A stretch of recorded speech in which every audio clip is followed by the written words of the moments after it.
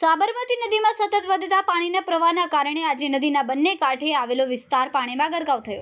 ખાસ કરીને શહેરનું આકર્ષણ ગણાતું રિવરફ્રન્ટ વોકવે સંપૂર્ણપણે પાણીમાં સમાઈ જતા અહીં ફરવા આવતા લોકોમાં ગભરાટનો માહોલ સર્જાયો છે.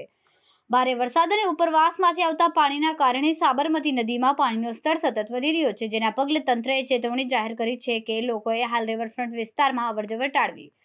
સાબરમતીના કિનારે પાણી ભરાઈ જતા વોકવે પર ઉભેલા વૃક્ષો, લાઇટ પોલ્સ અને બેઠાકા પણ પાણીમાં ગરકાવ થઈ ગયા છે. સામાન્ય રીતે લોકો માટે આ વિસ્તાર સાંજનો આનંદ માણવાનું સ્થળ ગણાય છે, પરંતુ હાલ તે જળાશયનું દ્રશ્ય કરી રહ્યું છે. પોલીસ અને સુરક્ષાકર્મીઓ તાત્કાલિક તૈનાત કરવામાં આવ્યા છે, જેથી કોઈપણ પ્રકારની અણધારી ઘટના ન બને. સતત વરસાદી માહોલ અને નદીમાં વધતો પ્રવાહ જોવા નગરજનોને ખાસ ચેતવણી આપવામાં આવી છે કે સુરક્ષા નિયમોનું પાલન કરે અને નદી કાંઠે જવાનું ટાળે.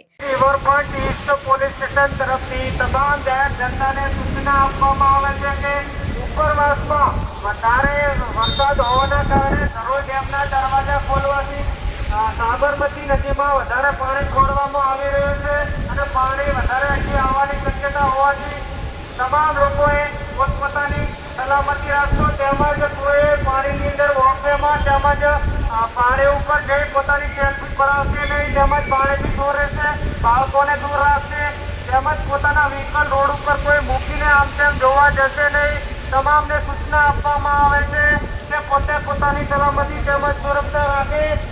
આથી તમામને સૂચના તેમજ વિનંતી કરવામાં આવે છે કે પાણીથી દૂર રહેવું તેમજ કોઈ પોતાની સેલ્ફી માટે નજીક જવું નહીં. જય હિન્દ, જય ભારત. અમદાવાદના હૃદય સ્થળ સાબરમતી રિવરફ્રન્ટ આજની પરિસ્થિતિમાં સૌને યાદ અપાવે છે કે પ્રકૃતિ સામે માનવ બનાવટ નાની પડી જાય છે.